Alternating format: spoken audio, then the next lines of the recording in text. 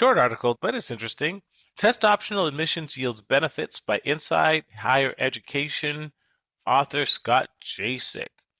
This really relies on study done by the American Educational Research Journal, and it was authored by Christopher T. Bennett. And he looked at the impact of test optional admissions on 100 private colleges from 2005 to 2006 and 2015 and 2016. And what he found was that for those colleges that went test optional, they had a 3 to 4% increase in Pell Grant recipients. They had a 10 to 12% increase in first-time students from underrepresented racial and ethnic backgrounds. And they had a 6 to 8% increase in first-time enrollment on women. And they also talked about specifically the impact of the test optional movement on women's enrollment. And they cited Worcester Polytechnic Institute that found that when they went test optional on their on their admissions, their enrollment in women increased 99% in applications and 81% in enrollment.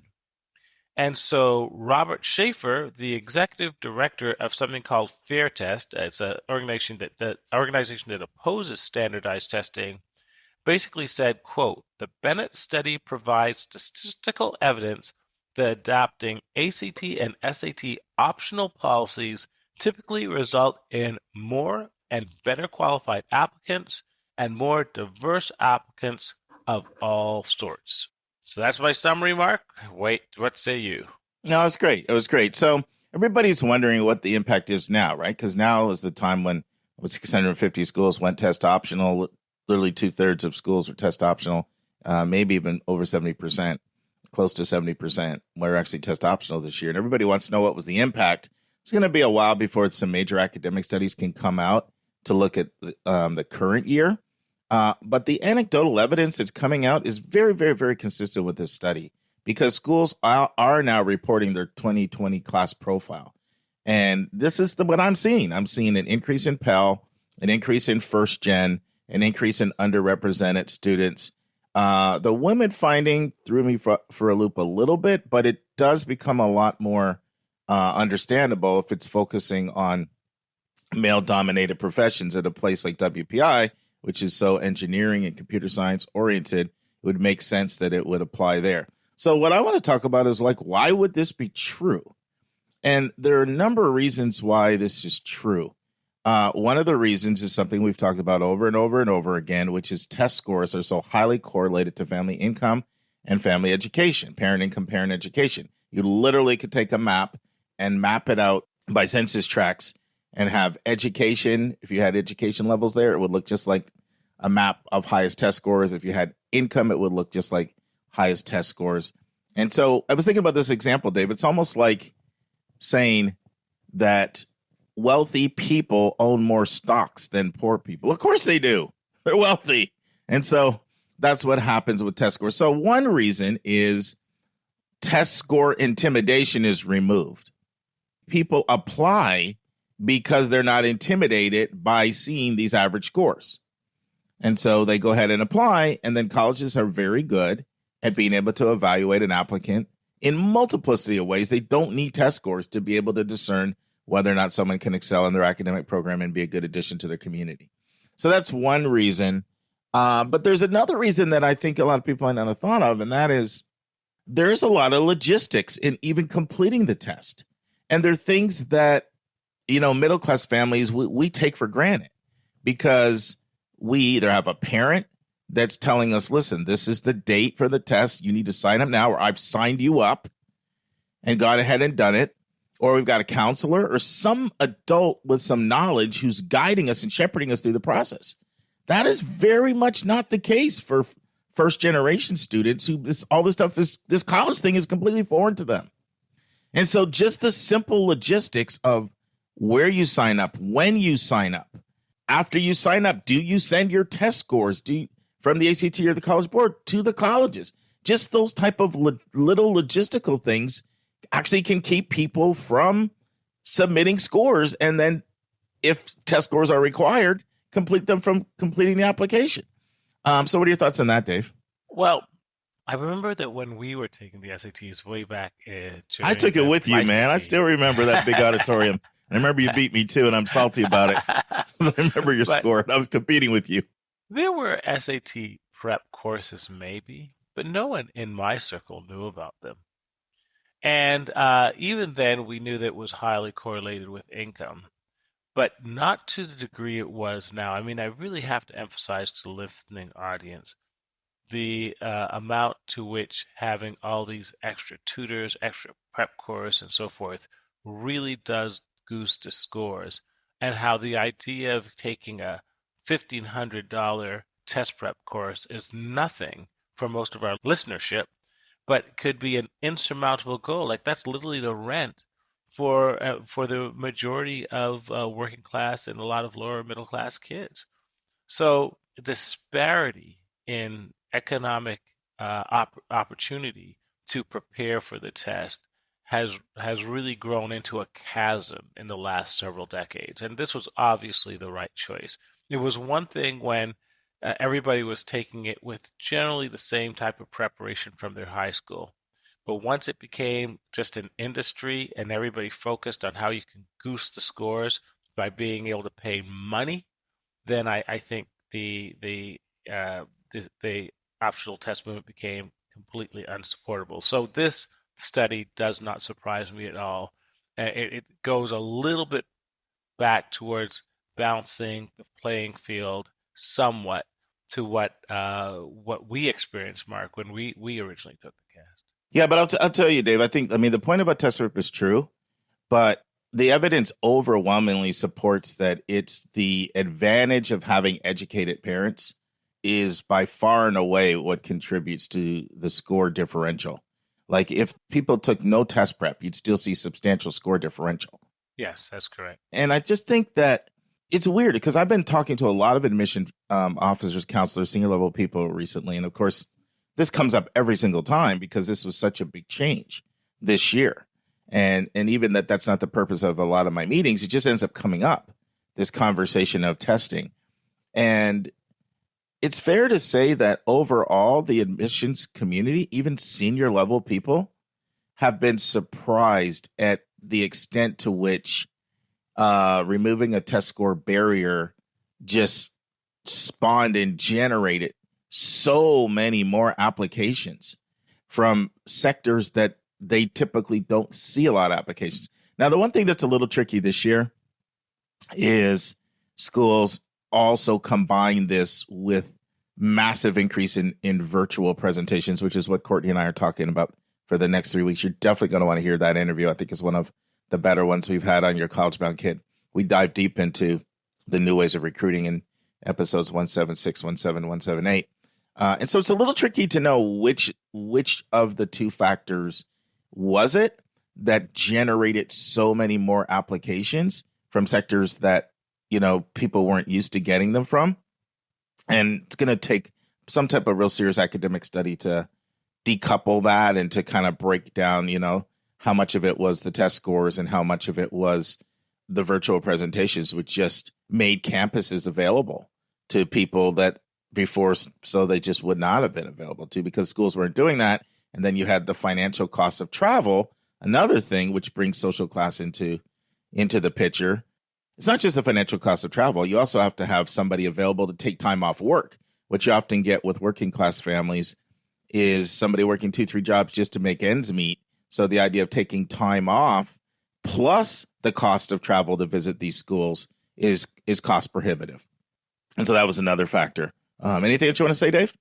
Yeah, and just little things that I know when my daughter took the test, like most of her peers, the parents made them breakfast, got them psychologically prepared, drove them to the test site, picked them up directly afterwards.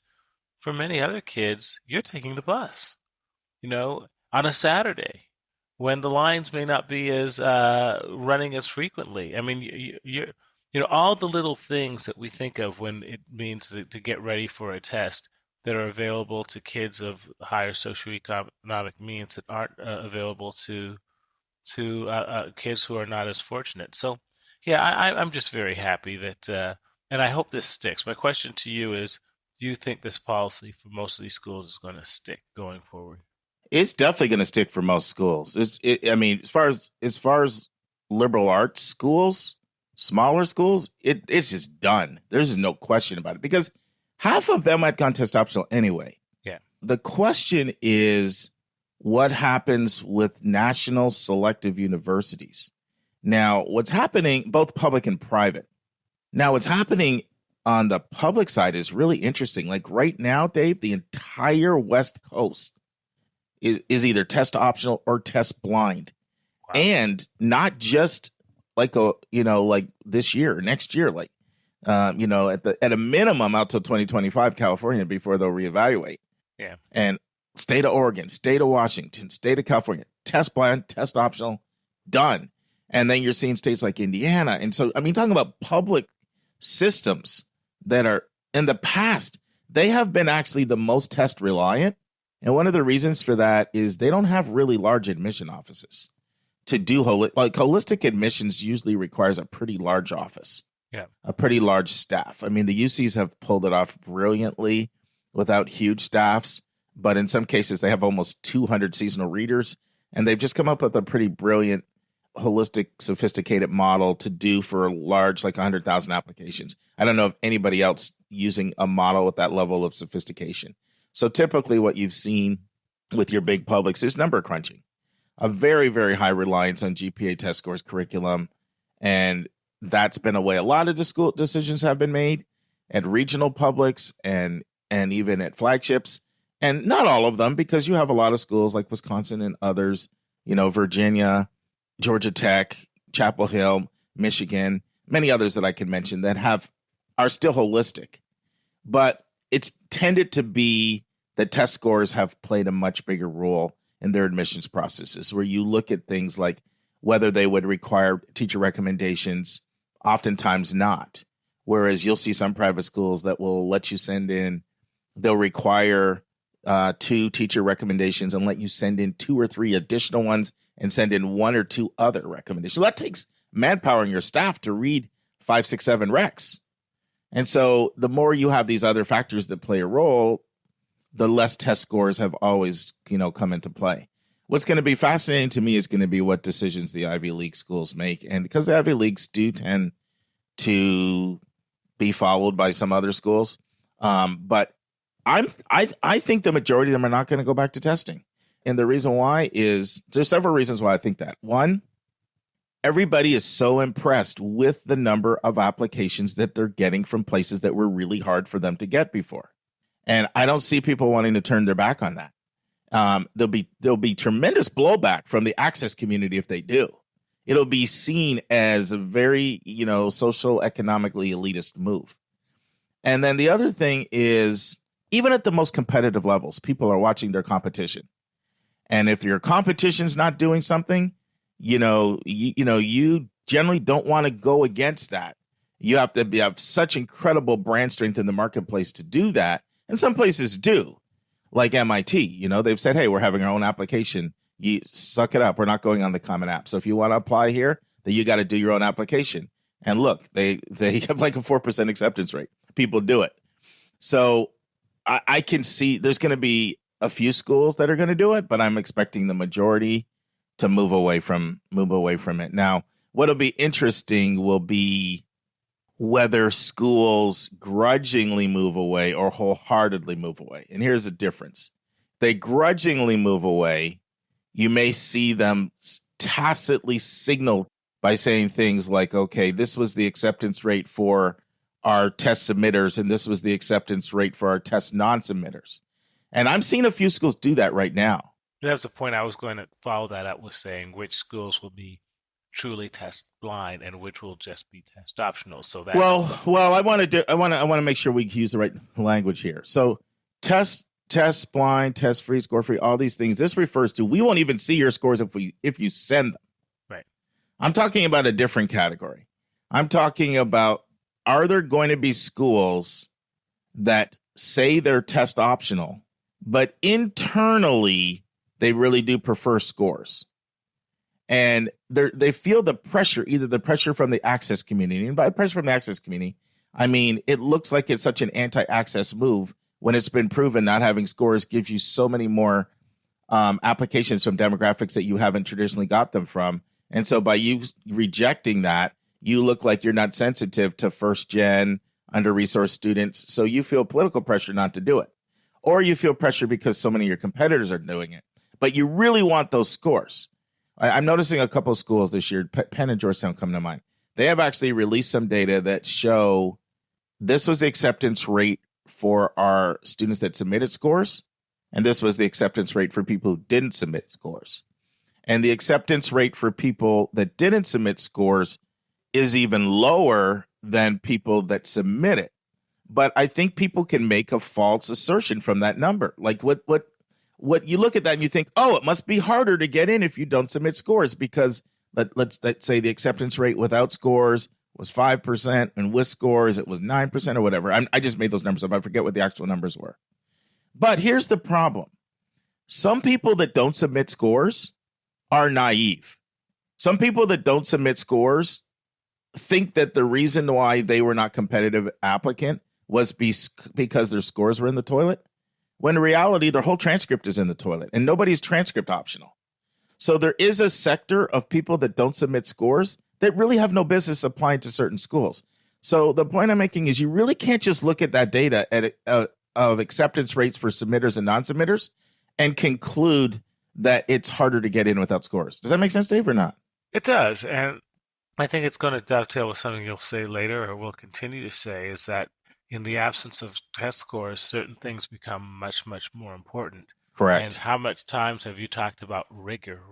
Correct. And if rigor was and performing well with that rigor, by the way. Absolutely. Like every once in a while, I have someone who hears rigor so important, and they're trying to force their kid into these classes where they're getting C's. Right. Like you have to have rigor, and you have to excel in that rigor. And if we're talking about selective schools, I'm talking about A's and A minuses. How many times, Mark, have you pointed out how so many kids are shut out of the game from the ninth grade because they start in a particular math or science path in the ninth grade that does not allow them to get to the most rigorous courses? Do you want to just speak about that very briefly? Yeah, curriculum will blow you out at these schools really fast. And this is something I probably haven't emphasized enough on this podcast. I did do an interview with Cliff Thornton from Wesleyan way back in episode, like one of our first few episodes on curriculum mistakes that will knock you out of the game. But I'll give you one that people don't realize. And this is, I'm talking like Ivies here mostly, Dave, and in schools at that level. They expect you to take 4 years of the same language.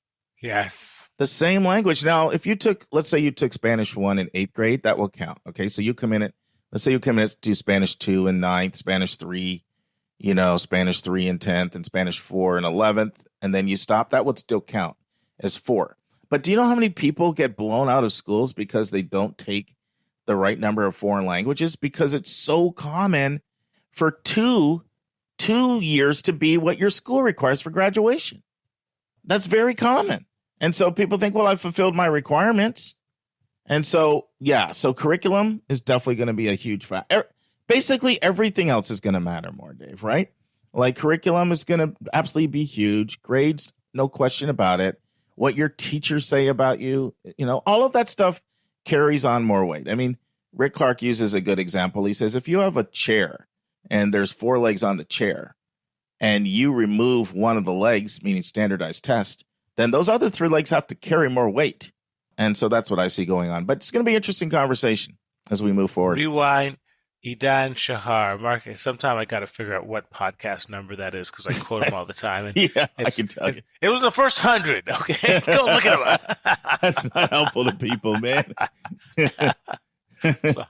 But it was a great podcast on basically that test optional is not test blind, and he really took you through the nuances of that. But it's what we're saying. It's like, well, basically what he said was that the problem, everybody wants to scapegoat test scores, is why it's so hard to get in. It's not about test scores. It's about scarcity of spots. Right. If a school has limited spots and they're only accepting 5% or 8%, if you take test scores away, that's just going to shift to something else. but everybody wants to scapegoat test scores. I want to say something the opposite too. People have a tendency to think, okay, test scores were the problem. That was creating this chasm between the classes. Now that we've gone test optional, we fixed our social, economic, and our class issue. And you haven't, because the reality is every single component of the admission evaluation process is something where social class plays a role. We're never going to have some society where the upper class and the lower class have the exact same access to everything. I mean, I respect people for trying to ameliorate the differences and to create a more just and balanced society. I respect it highly, but it's a little utopic to think, removing test scores just leveled the playing field. All right, Dave, I think we've beat this one up enough, unless you have anything else to say. Yeah, my analogy is just because you give me 6-inch platform shoes just doesn't mean I'm going to go toe-to-toe with LeBron James. Your mind has things in weird ways. You know that? How'd you get 6-inch platform shoes out of that topic? Well, give me 6 inches. I'm at least on seeing eye to eye with the brother. Oh, I see. You wanted to get yourself up to, hey, man, don't act like you're 6'2" over there. 6'2". All right, 6'8" for You're platform. barely 6 feet, man. LeBron's 6'8". We're trying to make our listeners think you're 6'2" just because they can't see you. Bottom line is, doesn't matter what the height of the platform shoes. Jeannie Buss ain't coming calling to bring me onto the Lakers squad. I get it, but I saw that little sneak 6'2" on our listeners in there. Had to call you on it.